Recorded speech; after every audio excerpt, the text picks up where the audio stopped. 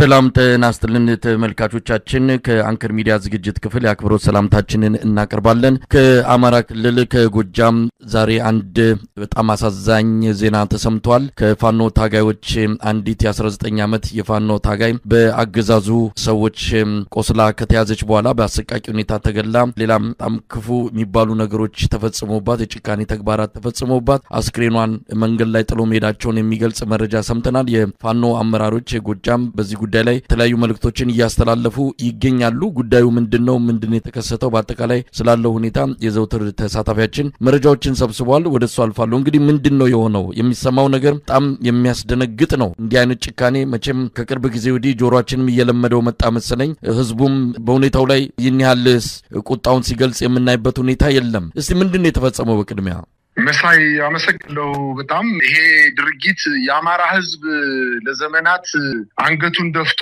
ሀገር አቀናለሁ ብሎ መከራና ስቃይን ተሸክሞ የኖረው ህዝብ ዛሬ የጉማንጉግ ስርዓት የሆነው የብልጽግና ወታደር በአማራ ክልል ተሰማርቶ ፍጹም ሰዋዊ ያልሆነ ድርጊት በመፈጸም አንድ ብሎ ጀምሯል ማለት ይቻላል። ከዚህ በፊት አስክሬን ይገላሉ፣ አስፋልት ላይ እጅና እግር ይቆርጣሉ፣ ቆዳ ይገፋሉ። ነገር ግን በሴት ላይ እንዲህ አይነት ድርጊት ሲፈጸም ገና ለመጀመሪያ ጊዜ ዛሬ መስማታችን ነው። እንግዲህ እቺ የ19 ዓመት ወጣት አንተ እንደተጠቀስካት የአማራ ፋኖ ብሔራዊ ኃይል ምዕራብ አማራ ቀጠና ቴዎድሮስ እዝ ስር የሚንቀሳቀሰው ራስ ቢትወደድ መንገሻ አቲከም 5ኛ ክፍለ ጦር አባር የነበረችና በአረንዛው ዳሞት የልዩ ኮማንዶ ስልጠና ወስዳ በዚህ ብርጌድ ላይ ከፍተኛ የሴትነት ተግባር ስትፈጽም የጀግንነት ተግባር ስትፈጽም የነበረች ወጣት ነች። እሁድ ከጓደኞቿ ጋር በማና ውስጥ ጉልት በተባለው አካባቢ የቅኝት ስራ በመስራት ላይ ያለች በድንገት ከጠላት ጋር ፊት ለፊት ይላተማሉ። ቁጥራቸው ዝቅተኛ በመሆኑና ዋና ማዘዣ ጣቢያቸው ለቅኝት በመንቀሳቀሳቸው በጠላት ኃይል ስናይፐርና መትረጊስ በታጠቀ የጠላት ኃይል ላይ ፊልሚያ ይጀምራል። በዚህ ፊልሚያ ላይ ቆስላ ከነነብሷ ትያዛለች። ነገር ግን ከነነብሷ ከያዟት በኋላ በጣም በሚያሳዝን ሁኔታ በሳንጃ ወጋግተው በተለያየ ቦታ ላይ በክላሽ ሳንጃ በመውጋት ህይወቷ እንዲያልፍ አድርገዋል። እንግዲህ የጭራቅ ባህሪ ያለው የአገዛዙ ጦር በማንኩሳ ከተማ ጎትቶ በማምጣት ገላዋን ላይ ጩቤ አሳርፈው ከእጇ ላይ የተነቀሰችውን የተለመደ ነገር ነው። የፋኖ ኃይሎች ወደ ትጥቅ ሲገቡ አማራ ሚል ንቅሳት ይነቀሳሉ።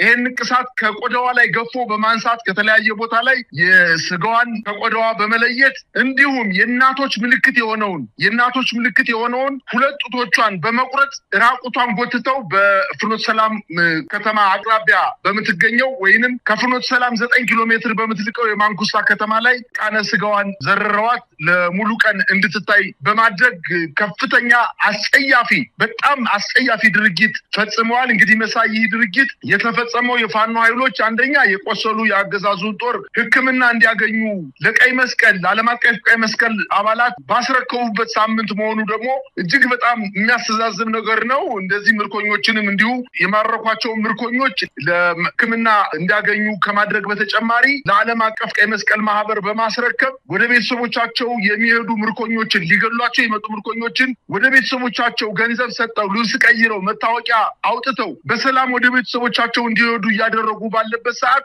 እቺን የ19 ዓመት ወጣት ልጅ የቆሰለች ልጅ ሕክምና ማድረስ ሲገባቸው ነገር ግን ቆዳዋን በመክፈፍ ጡቷን በመቁረጥ እርቃነ ስጋዋን አስፋልት ላይ አስቀምጦ ህዝብ መቀጣጫ እንዲሆን ለማድረግ ሙከራ ማድረጉ ይሄ ስርዓት ከፍተኛ ሽንፈት እንደደረሰበት የሚያሳይ ነገር ነው። ከዚህ በፊት እንግዲህ ለህፃናት የማይራራ ስርዓት እንደሆነ በጣም በርካታ ህፃናትን ከእናቶቻቸው ፊት አውጥቶ የገደለ ስርዓት እንደሆነ፣ ሽማግሌዎችን የሚያዋርድ ስርዓት እንደሆነ፣ እናቶችን ከባሎቻቸው ሴት እህቶቻችንን ከአባቶቻቸው ፊት የሚደፍር ነፍሰ ጡር እናቶችን በአደባባይ የሚረሽን የሃይማኖት አባቶችን የሚያዋርድና የሚገድል ሀገርን ለመምራት ቀርቶ አብሮ ለመኖር አሁን ዛሬ የተፈጸመው ድርጊት አብሮ ለመኖር እንኳን የሚቀፍ ስርዓት መሆኑን የአማራ ህዝብ መገንዘብ መቻል እንዳለበት ነው። ይህቺ ጀግና እንግዲህ በዓለም ትባላለች።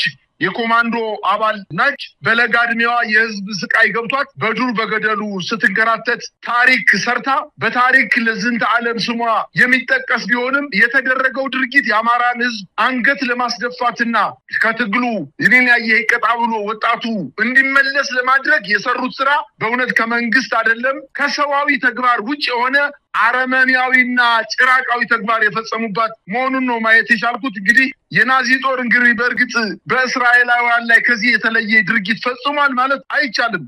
እነን እያየ የአማራ ህዝብ በከተማ ላይ ቁጭ ብሎ ኳስ እያየ ሴቶቹ ወደ ጫካ ወጣው እየታገሉና እየቆሰሉ እየደሙ በጫካው በድሩ በተራራው በሸንተረሩ ድንጋይ ተንተረሰው እያደሩ ወንዶች ከሷ እድሜ በላይ የሆኑ ወንዶች ግን ድራፍት እየጠጡ በየከተማው ላይ የሚያንዛርጡትን በጣም አሳፋሪ ድርጊት እንደሆነ ይሄ የእህታችን ምሳሌ ከዛሬ ወደ ጫካ ካላወጣቸው መቼ ሊያወጣቸው እንደሚችል እኔ ግልጽ ሊሆንልኝ አልቻለም። የአማራ ወጣት ይህንን እያየ እንግዲህ በከተማ ተቀምጠህ ሌላ ድርጊት የምትፈጽም ካለ ውር ነገ ጠዋት የራስህን ቤት የሚያንኳኳ እጅግ በጣም የአውሬ ስብስብ በአማራ ክልል ተበትኗልና ከዚህ ድርጊት መከላከል የሚቻለው ወገቡን ጠበቅ አድርጎ ከፋኖ ኃይሎች ጋር በጋራ አብሮ በመስራት መሆኑን ማየት የቻልኩት መሳይ። እንግዲህ ጉዳዩን በተመለከተ የአማራ ፋኖ ብሔራዊ ኃይል ምዕራብ አማራ ቀጠና ቴዎድሮስ እዝ አመራሮችን ለማግኘት እየሞከርን ነው። ሻለቃ ዝናቡ ልንገረው የጻፈውንም እንደዚሁ ተመልክተናል። በጣም ስሜት የሚነካ ነው። ሌሎችም እንደዚሁ ሀሳባቸውን እየገለጹ ነው። ጉዳዩ ላይ ይሄ ነገር እንዴት ተፈጸመ?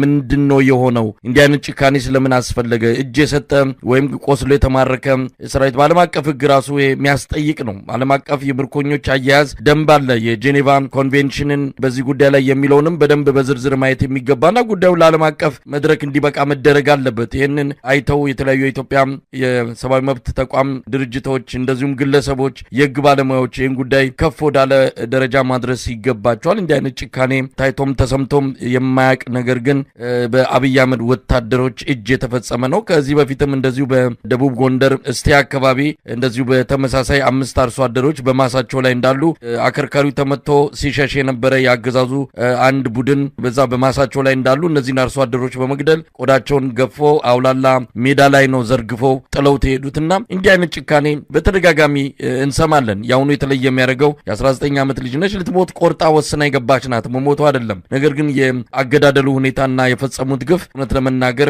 ይሄ ጭካኔ ተብሎ የሚገለጽም አይደለም።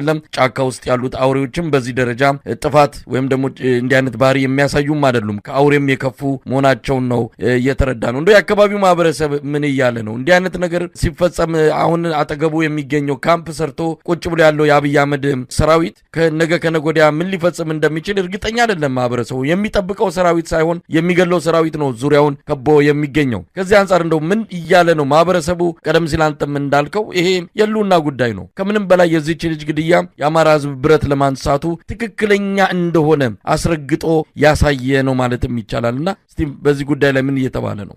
መሳይ የአማራ ህዝብ እኮ አሁን ትልቁ ችግሩ ጨዋ ህዝብ በመሆኑ ነው። እውነት ለመናገር አሁን ድርጊቱ የተፈጸመው ማንኩሳ ከተማ ላይ ይሁን እንጂ በአማራ ህዝብ የተፈጸመው የመጀመሪያ ወንጀል አይደለም። በበርካታ አካባቢዎች ወጣቶችን፣ ነብሰ ጡሩን፣ አረጋውያንን፣ የሃይማኖት አባቶችን፣ አይነ ስውር የሃይማኖት አባቶችን ጎትተው አስፋልት ላይ ረሽነዋል እኮ። ነገር ግን ይሄ ህዝብ ጨዋ ነው። አንደኛ ለአምላኩ የሚሰጥ ህዝብ ነው። ሁለተኛ በስዕልና የተገነባ ስለሆነ ያው ከፋኖች ጋር ገጥመዋልና እኛንን ቢበድሉንም ነገር ግን ነገ ልጆቻችን እነዚህን ኃይሎች ያስታግሷቸዋል በማለት ዝም እያለ ነው። ነገር ግን የእያንዳንዱን ቤት እያንኳኳ እየመጣበት ስለሆነ መቼም ይህን እያየ የሚቀመጥ ወጣት አለ ብዬ አላምንም። በተለይ በጎጃም አካባቢ የሚንቀሳቀሰው የአማራ ፋኖ በዚች ልጅ በተፈጸመ ወንጀል ወጣቱ በገፍ ወደ ፋኖ እንደሚቀላቀል ምንም ጥርጥር የለውም። የአማራ ህዝብ ጨዋ በመሆኑ እንግዲህ ጨዋ ያልሆነ ሰራዊት መጥቶበታል። ጨዋ ያልሆነ ከሰውነት ተራ የወጣ ሰብአዊነት ፍጹም የሌለው ይቺ 19 ዓመት ታጋይ በቆሰለችበት ሰዓት ቆዳን የገፈፈ ጡትን የቆረጠ ራቁቷን አስፋልት ላይ የጣለ ስርዓት ሆኖ እያለ ነገር ግን የፋኖ ኃይሎች እባካችሁ በከፍተኛ ደረጃ የቆሰሉ ሕክምና እኛ መስጠት በማንችልበት ቁስለት ደረጃ ላይ የደረሱ የማረክናቸው ሰዎች አሉና የቀይ መስቀል ማህበር መጦ ተረክቦ ተጨማሪ ሕክምና ወስደው ይዳኑ እያለ ጨዋነቱን ያሳየ ድርጅት ነው የፋኖ ኃይል። ይሄንን የጨዋነት ተግባር ስህተት ውስጥ እንዲገባ ለማድረግ እነሱም የበቀል ነገር እንዲፈጽሙ ለማድረግ ነው እየሰራ ያለው። በአጠቃላይ ግን ይሄንን ስመለከት የአማራ ብልጽግና ፓርቲ አመራሮች በተለይ ደግሞ የጎጃም የብልጽግና አመራሮች ይህን ሲመለከቱ እውነት ከሚስቶቻቸው ጋርና ከልጆቻቸው ጋር መተኛት ይችላሉ? በተለይ እንግዲህ በዛ ከተማ ላይ የበቀሉ ትልልቅ የመንግስት ባለስልጣናት አሉ። በማንኩሳ ከተማ እንዲሁም በፍኖተ ሰላም ከተማ ዶክተር ይናገር ደሴ፣ አቶ ብናልፍ አንዱዓለም እንዲሁም በጎጃም አቶ አረጋ ከበደ፣ ደመቀ መኮንን፣ ተመስገን ጥሩን የተባሉ የብልጽግና የሳሎን ውሻ የሆኑ ይህን ሲሰሙ ምን ሊሰማቸው እንደሚችል ሴቶች ልጆቻቸውን ሚስቶቻቸውን አቅፎ ማደር ይችላሉ?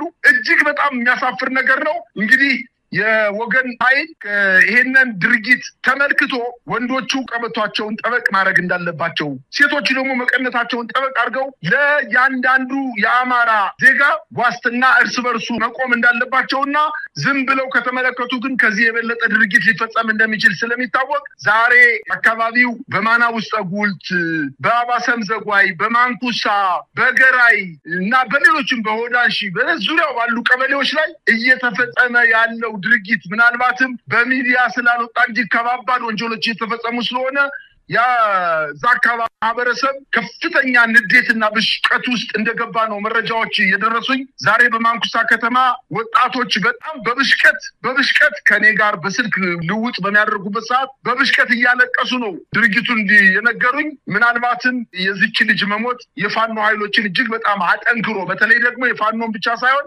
የአማራን ሕዝብ ለበለጠ ትግል የመጣበትን ኃይል አምርሮ ለመታገል ከፍተኛ የሆነ ወኔ ሰንቆ ወደ ጫካ ሊወጣ እንደሚችል ነው አብዛኛው ሰው እየተናገረ የሚገኘው። በጣም ነው ማመሰግነው። እንግዲህ ቀደም ሲል እንዳልነው በዚህ ጉዳይ ላይ የፋኖ አመራሮች የሚሰጡትን መግለጫና በጉዳዩ ዙሪያ ማብራሪያ እንደሚኖራቸው ሰምተናል። እሱን እንደገለጹልን የምናቀርብ ይሆናል። እንግዲህ ለዚች ትንሽ ልጅ ናት። እንግዲህ በ19 ዓመቷ ነው። ብዙም የጠነከረች አይደለችም። ግን የአማራ ህዝብ የደረሰበትን መከራና ግፍ ቤት ቁጭ ብያ ላይም ብላ መሳሪያ አንስታ በዚህ እድሜዋ ነው ኮማንዶ ስልጠና ድረስ ደርሳ በከፍተኛ ወታደራዊ ዲሲፕሊንና ብቃት የሉና ትግሉን የተቀላቀለችው። ነገር ግን የገጠማት ነገር በጣም የሚያሳዝን ነው። ምንጊዜም በታሪክ ስትታወስ ትኖራለች። በዚህ አጋጣሚ ለቤተሰቦቿ መጽናናትን እንመኛለን። እንግዲህ ነፍስ ይማር ብለን ነው ጉዳዩን በተመለከተ የሌሎችን ማስተያየት ይዘን ለመቅረብ ቃል በመግባት በዚሁ የምናበቃው። በጣም ነው ማመሰግነው። እኔም በጣም አመሰግናለሁ። መሳይ እንደው ከመቋጨቱ በፊት በአገዛዙ ጦርና በፋኖ ኃይሎች መካከል እየተደረገ ባለው ጦርነት የፋኖ ኃይሎች እጃቸውን እንኳን መስጠት ባለመቻላቸው እንዲያው እርሟን ጠምቃ ፈጀችው ጠልቃ የሚባል አባባል አለ። እርማቸውን ቢማርኩ እንኳን ምን ሊያረጉ እንደሚችሉ ከነ ህይወታቸው የማረኳቸውን ሰዎች ምን ሊያረጓቸው እንደሚችሉ፣ ወንዶችን ከማረኳቸው ምን ሊያረጓቸው እንደሚችሉ ይሄ ማሳያ ነው። ነገር ግን የፋኖ ኃይሎች አምርረው ወደ ጫካ የወጡ በመሆናቸው እጅ የሚሰጥ የፋኖ ኃይል ባለመኖሩ ምናልባት እቺ ሴት በመሆኗ